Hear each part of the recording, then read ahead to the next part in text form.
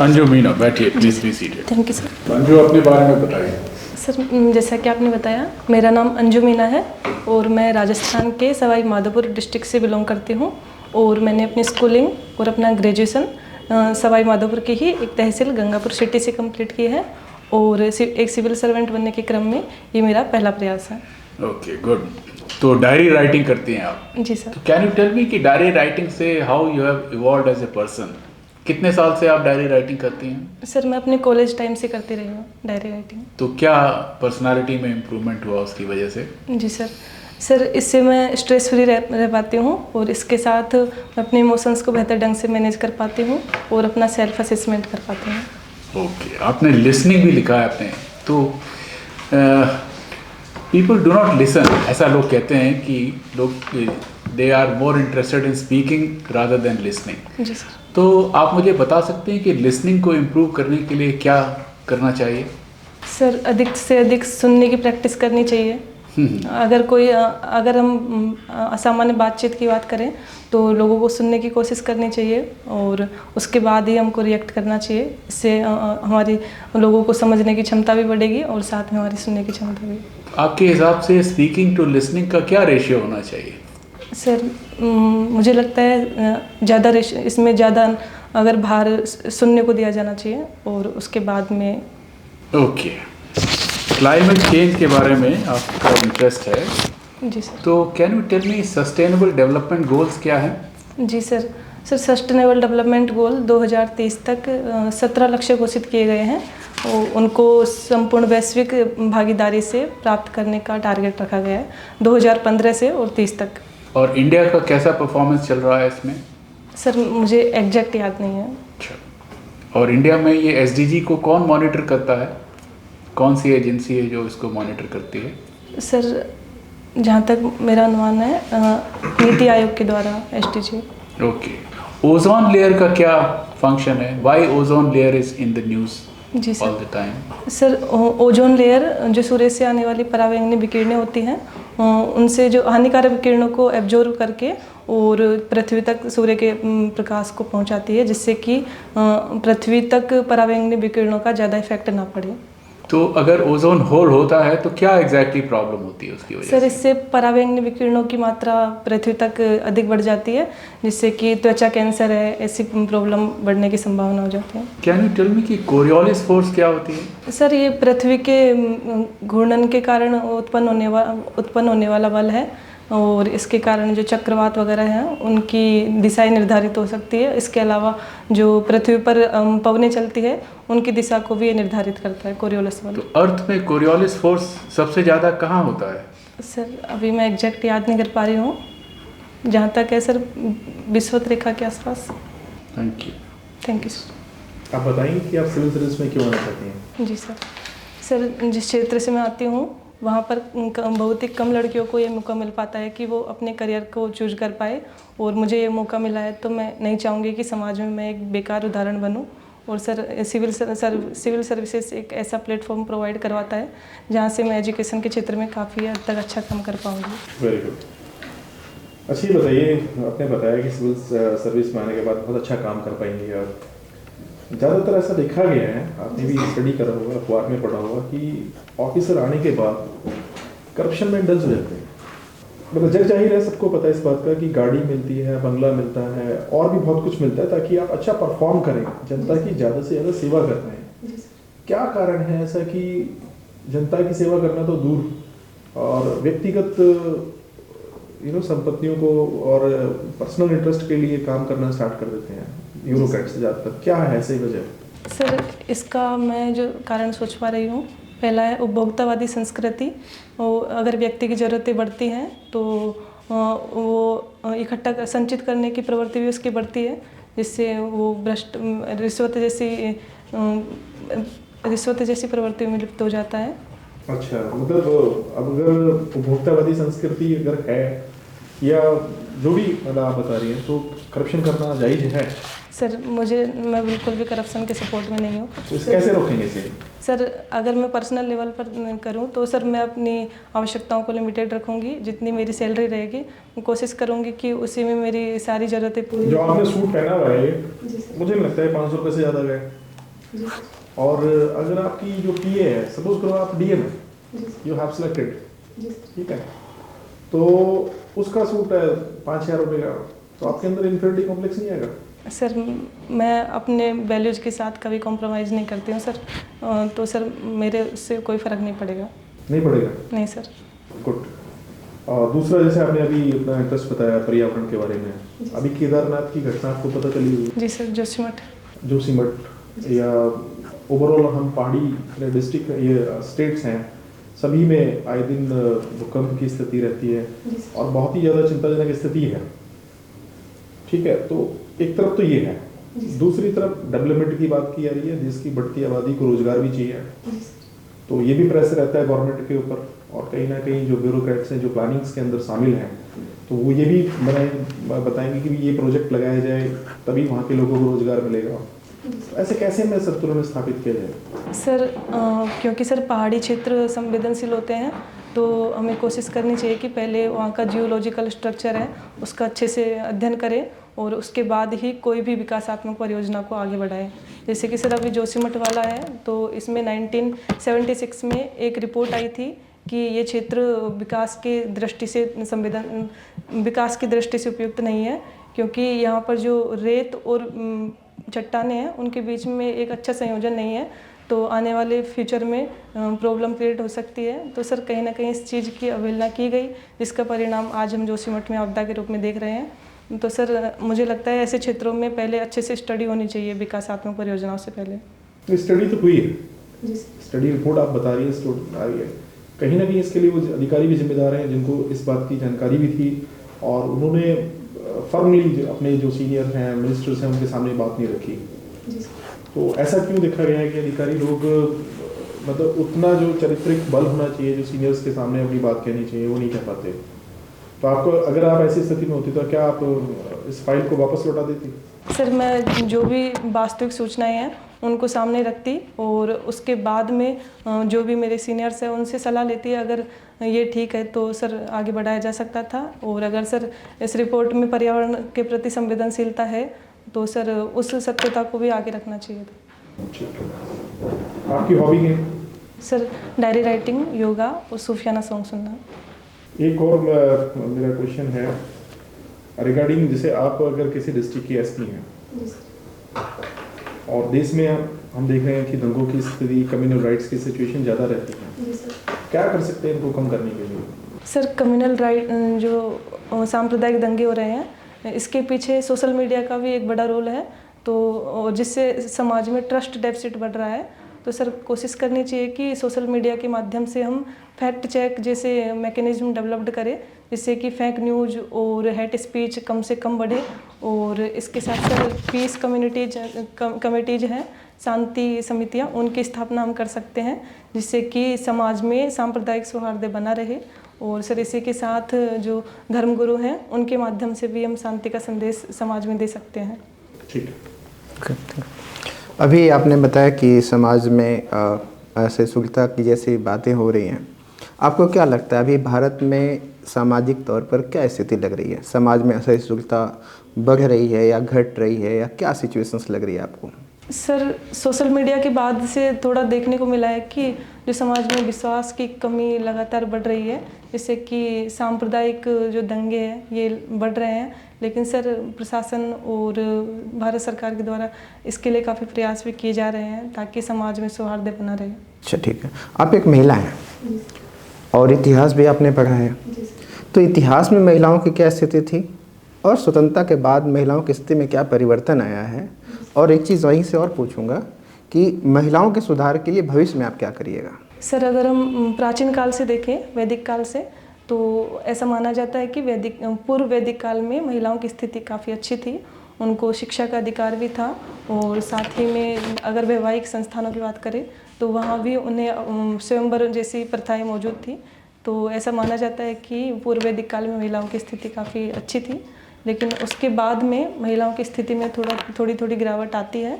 और अगर हम देखें तो अगर निम्न तबके की महिलाएं हैं उनके बारे में बहुत ही कम जानकारी मिल पाती है इतिहास में। और अगर बाद में महिलाएं शिक्षा तक पहुंच पाई हैं तो भी उच्च वर्ग की महिलाएं ही पहुंच पाई है। और सर अगर आज़ादी के बाद देखें तो महिलाओं को काफ़ी सारे समान अधिकार मिले हैं हमारे संविधान के द्वारा, जैसे कि सार्वभौम वयस्क मताधिकार है, उसके द्वारा वे अपने पसंदीदा प्रतिनिधि को चुन सकती है।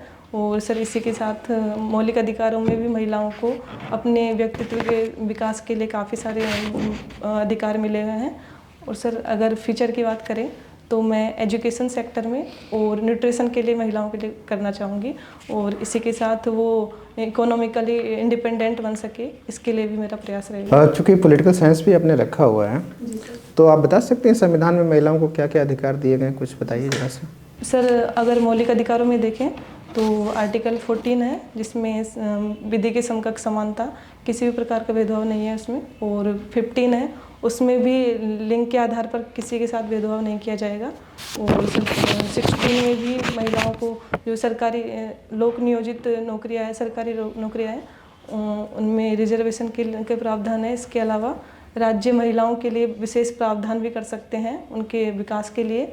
और सर इसके अलावा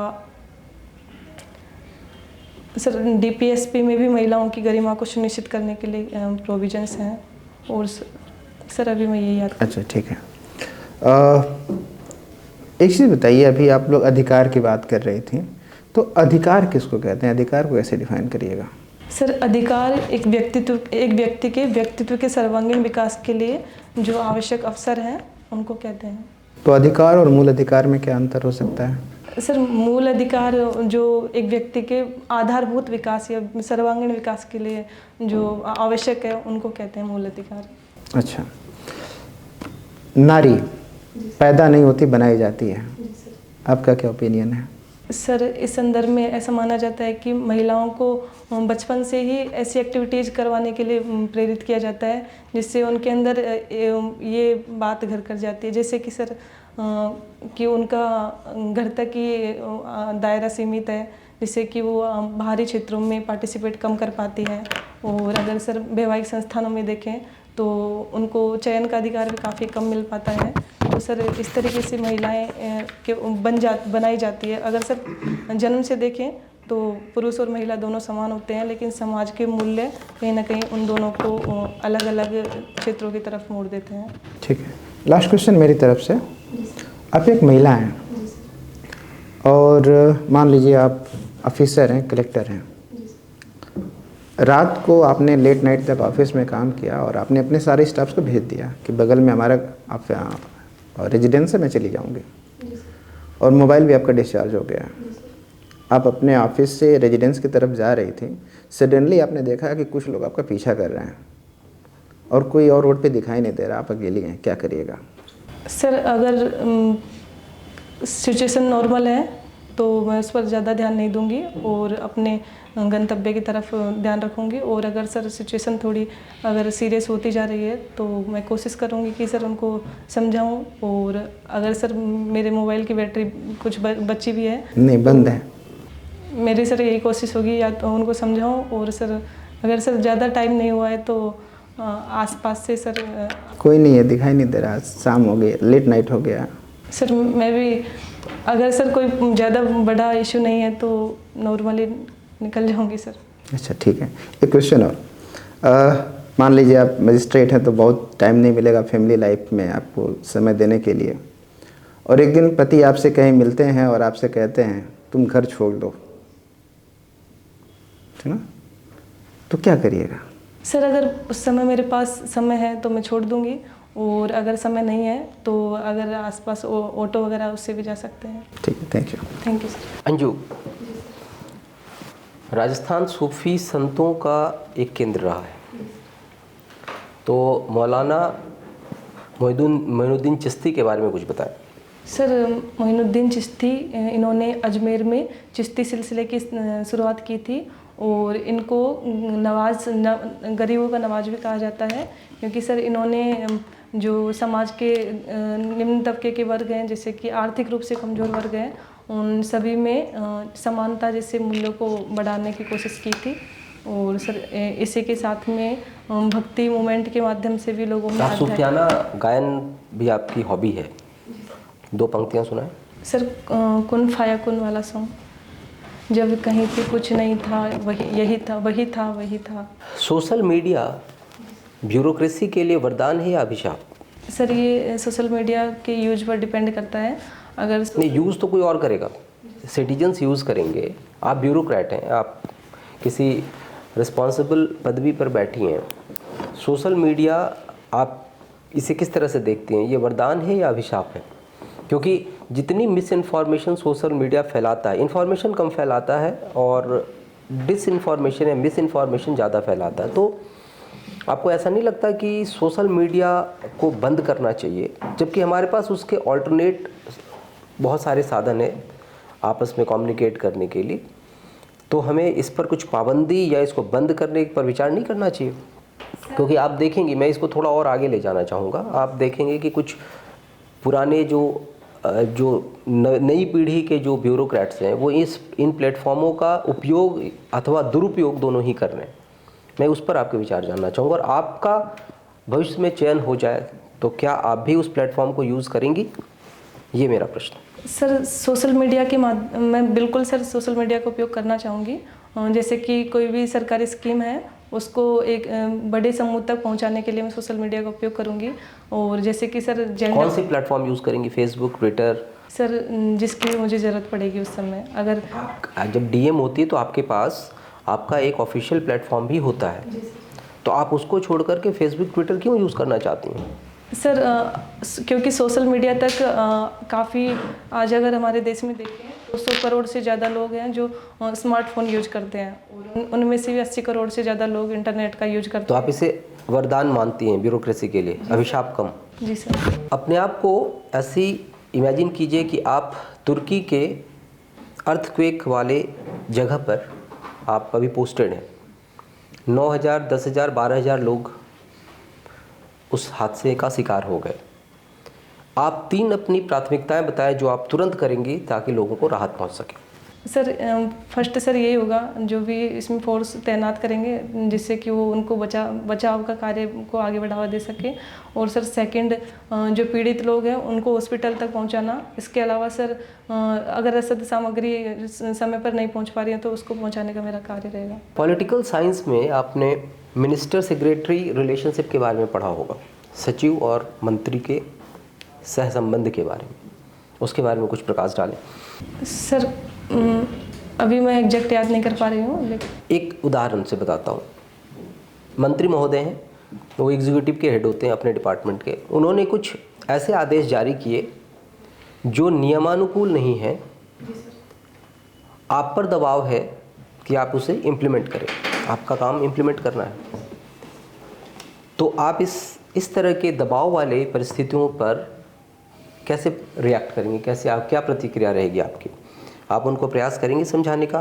उनकी इमेज ऐसी है कि उनके पास आपके बड़े अधिकारी भी कुछ नहीं कहते जाके, आप क्या करेंगे? सर मेरा फर्स्ट काम यही रहेगा कि अगर वो कार्य इलीगल है तो मैं मंत्री महोदय को उससे अवगत करवाऊंगी कि इससे आपकी नौकरी खतरे में पड़ सकती है। सर कोई दिक्कत नहीं है अगर सर, क्योंकि सर एक सिविल सर्वेंट के तो आपने इतने साल अपने जीवन के इस अथक परिश्रम में लगाए कि मैं किसी दिन आईएएस ऑफिसर बनूंगी, को कम से कम एक अच्छा जीवन स्तर तो होगा, और पता चला कि एक झटके में आपको बाहर कर दिया गया। बेइज्जती भी बहुत होती है, और बाकी जब आप बाहर निकलेंगे तो आपके जो बैचमेट्स होंगे वही आपसे कहेंगे क्या बेवकूफ़ी की तुमने, तुम्हारा क्या होता था, एक काम ही तो करना था, कर दिया होता। ये कोई समझदारी वाली बात की आपने? जी सर क्योंकि सर मेरी ये रेस्पॉन्सिबिलिटी भी है, तो सर मैं अपने करियर के साथ मैं कोशिश करूँगी कि मंत्री महोदय को अगर वो बात इलीगल है तो उससे अवगत करवाऊँ। और सर अगर तब भी वे अगर उसको इम्प्लीमेंट करने के लिए बाध्य करते हैं तो मैं उनसे लिख करके अनुमति मांगूंगी।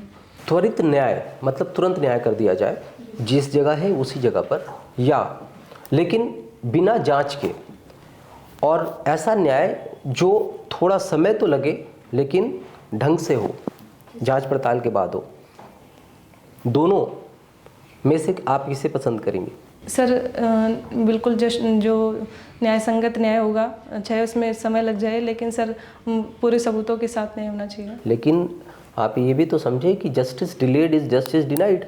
मुझे आज न्याय चाहिए, आप 20 साल 22 साल बाद मुझे न्याय देंगी, मैं क्या करूँगा उस न्याय का? जी सर, लेकिन सर किसी जैसे उसकी प्रासंगिकता ही खत्म हो जाती है। बिल्कुल सर, लेकिन सर किसी बेगुनाह को सजा देना भी ठीक नहीं है। ओके, चलिए धन्यवाद। चलिए, आपका वैकल्पिक विषय इतिहास है। जी सर। क्या सीखा आपने इतिहास से? सर इतिहास में पहली बात ये सीखी है कि अगर कोई भी गलती हुई है तो उसको दोहराने की कोशिश ना करनी चाहिए, क्योंकि सर अगर हम इतिहास की गलतियों से नहीं सीखते हैं तो हमारा वर्तमान भी बेहतर नहीं हो सकता है।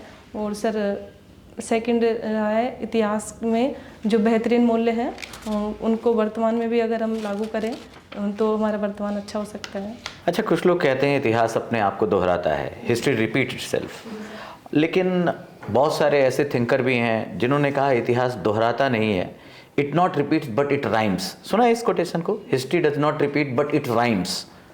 तो पता है ये किसका कोटेशन है, किसने कहा है इतिहास के बारे में? सॉरी सर, मुझे एग्जैक्ट पता नहीं। चलिए, दो रास्ते हैं। एक कहता है कि इतिहास अपने आप को दोहराता है और इन जनरल पढ़ाया जाता है और सब लोग यही जानते हैं, आपकी भी अपनी ओपिनियन होगी। और दूसरा कहता है कि नहीं, इतिहास दोहराता नहीं है, राइम्स करता है, दोहराता हुआ प्रतीत होता है। क्या लगता है आपको, आप किसकी तरफ हैं? सर इतिहास अपने आप को एज इट इज़ मतलब सेम टू सेम तो नहीं दोहराता, लेकिन न्यू ट्रेंड्स के रूप में ज़रूर दोहराता है। जैसे कि सर अगर हम देखें तो 19वीं शताब्दी में उपनिवेशवाद की प्रवृत्ति थी और वर्तमान में नव उपनिवेशवाद की प्रवृत्ति देखी जा रही है। और सर जैसे कि 6ठी शताब्दी ईसा पूर्व के आसपास जब धर्म में आडंबर और अंधविश्वास लगातार बढ़ते गए तो एक समतामूलक दोबारा नए धर्मों का उदय हुआ। और सर मध्यकाल में अगर हम देखें तो भक्ति और सूफी आंदोलन के तौर पर भी इसी प्रवृत्ति को देखा जा सकता है। अच्छा, आप हिस्ट्री के स्टूडेंट हैं, बार बार भक्ति सूफी, इसमें भी भक्ति सूफी ले आई आप। दोनों के प्रोसेस में क्या अंतर है? देखो, भक्त में भी एक उपासक एक उपास्य है, लगभग वही सूफियाना में भी है, अंतर क्या है बता सकते हैं? सर जो भक्ति मूवमेंट है उसका प्रसार सूफी मूवमेंट से ज़्यादा हुआ है। फर्स्ट तो सर यही है। नहीं, फिलोसफिकल, थोड़ा इंटरनल, ये तो प्रसार और एक्सटर्नल बात बता रही हैं। जी सर। सर सूफीज़्म में एक अल्लाह पर ही ज़्यादा बल दिया जाता है, जबकि भक्ति मूवमेंट में जो आध्यात्म का स्रोत होता है वो अलग अलग भी हो सकता है। आप जब पैदा हुई 2000, जी सर। तो एक नया स्टार्ट हो गई, सेंचुरी स्टार्ट हो गई है ना, जी सर। मिलेनियम कहा गया है कि नहीं। बड़ी सारी समस्याएं आई, चूंकि हम लोग तो उस पीढ़ी के हैं जिन्होंने 2000 को देखा और नया नया कंप्यूटर आया था। जी सर। तो एक प्रॉब्लम शुरू हुई Y2K, सुना उसके बारे में? Y2K, ऐसा लगता था दुनिया आगे बढ़ेगी ही नहीं, ऐसी प्रॉब्लम आई, पेपर पढ़ो तो लगता था कि क्या हो जाएगा। चूंकि आप उसी साल पैदा हुई तो जेन्युइनिटी कुछ होना चाहिए कि अच्छा जब मैं पैदा हुई तो क्या हुआ होगा। कभी सोचा है 2000 Y2K या मिलीनियम बग कहा गया उसको? सर सुना है लेकिन ज़्यादा जानकारी नहीं है मुझे। अच्छा, इस पीढ़ी के बारे में कहा जाता है हमारी पीढ़ी से बड़ी इन्फॉर्मेटिव है और इसमें कोई शक नहीं है, बहुत इन्फॉर्मेशन है आप लोगों के पास। लेकिन कभी कभी कहा जाता है लेकिन नॉलेज को लेकर थोड़ा सा प्रॉब्लम है और बहुत जल्दी में है ये पीढ़ी। पहला क्वेश्चन मेरा ये, इन्फॉर्मेशन, नॉलेज और विजडम में क्या अंतर है, अगर किसी उदाहरण से समझा पाए तो? सर इन्फॉर्मेशन केवल तथ्य हमारे पास है, तथ्यों के आधार पर हम इन्फॉर्मेशन को डिफाइन कर सकते हैं। और नॉलेज को उसकी गहराई तक समझ, और सर विजडम सही और गलत में अंतर करने की क्षमता। अच्छा, महिलाओं को लेकर जो भारतीय इतिहास विमर्श रहा है उसको अपने न्यायपूर्ण मानती हैं? सर महिलाओं से संबंधित अभी पूरे तथ्य सामने नहीं आए हैं, तो सर इसमें कुछ ही तथ्यों को रखा गया है। जैसे कि अगर हम ब्रिटिश जो साम्राज्यवादी इतिहासकार हैं उनको देखें तो उन्होंने केवल महिलाओं के जो नकारात्मक स्थिति थी उसी को लिखा है। तो सर इस पर भी अभी और स्टडी की आवश्यकता है। माय लास्ट क्वेश्चन, हम लोग इस दौर में बार बार बात करते हैं वुमेन एम्पावरमेंट की, लेकिन बहुत सारी महिलाओं ने बिना आप कहें कि सहयोग के, बिना सरकारी सहयोग के, आज की भाषा में कहें बिना आरक्षण के, बहुत कुछ बेहतर भी किया है। और इतनी ज़रूरत के बाद डेमोक्रेसी आ गई हमारे पास, 75 साल की आज़ादी हो गई, इतना सब मिलने के बाद भी हम सशक्त नहीं कर पा रहे हैं। कमी कहाँ रह जा रही है? सर कुछ सोशल वैल्यू सिस्टम है हमारा, उसमें भी है कि उनको घर तक ही सीमित कर दिया जाता है। और सर सेकंड, वो आर्थिक रूप से भी अभी आत्मनिर्भर नहीं बन पाई है। तो सर अगर वे आर्थिक रूप से आत्मनिर्भर बन जाती हैं तो सर मुझे लगता है कि वुमेन एम्पावरमेंट को एक सही दिशा मिल पाएगी। अच्छा, आप अभी 21-22 साल की हैं, आपने वोट दिया है कभी? सर अभी तक नहीं दिया। क्यों? सर कुछ कारण थे, पहले तो सर एज नहीं हुई थी और उसके बाद में जब एज हुई तो सर नहीं दे पाई कुछ कारण से। तो ऐसा लगता है गलती की? जी सर बिल्कुल लगता है। अच्छा, मान लीजिए एक ऐसी सिचुएशन आती है, भाई लोकतंत्र में तो राजा जनता ही होती है और आपके तो कॉन्स्टिट्यूशन की शुरुआत है वी द पीपल। मैं कह रहा हूँ कि एक ऐसा अचानक चेंज होता है और आपके पास एक अथॉरिटी आती है, आपका वोट डिसाइडिंग वोट होगा और 3 कैंडिडेट हैं प्राइम मिनिस्टर के लिए, आप जिसको वोट दे देंगे वही प्रधानमंत्री बन जाएगा। और 3 कैंडिडेट हैं, आज के जो अभी प्रधानमंत्री हैं वो विपक्ष के नेता जिन्होंने अभी बड़ी लंबी यात्रा की वो, और बंगाल की जो चीफ मिनिस्टर हैं वो, ये 3 हैं। सिचुएशन ऐसी आ गई, नो एस्केपिज्म, इसमें से किसको आप वोट देंगे अपना और क्यों? सॉरी सर, ये गुप्त मतदान प्रणाली अपनाई गई है हमारे देश में, तो मैं इसको जाहिर नहीं करना चाहूँगी। Okay sir. ओके अंजू, तो अगर मान लिया जाए कि आपका सिलेक्शन हो गया है और आपने ट्रेनिंग सक्सेसफुली कंप्लीट कर ली है और first day of your posting है, तो आप अपने ऑफिस में जाने के बाद क्या फर्स्ट 3 एक्शंस लेंगे? सर फर्स्ट तो सर ज्वाइन करूँगी ऑफिस को और सर उसके बाद मैं वहाँ की स्थिति देखूँगी, जिस भी डिस्ट्रिक्ट में मेरी नियुक्ति होती है, और सर फिर उन समस्याओं पर, जो अगर समस्या है तो सर उन पर मैं आगे बढ़ना चाहूँगी, और सरकार की स्कीम्स है वो कहाँ तक इम्प्लीमेंट हो पाई है उनके बारे में भी जानकारी लेंगे। ओके अंजू, तो फॉर्मल पार्ट ऑफ इंटरव्यू पूरा हुआ, you can go. Thank you sir. Thank you sir.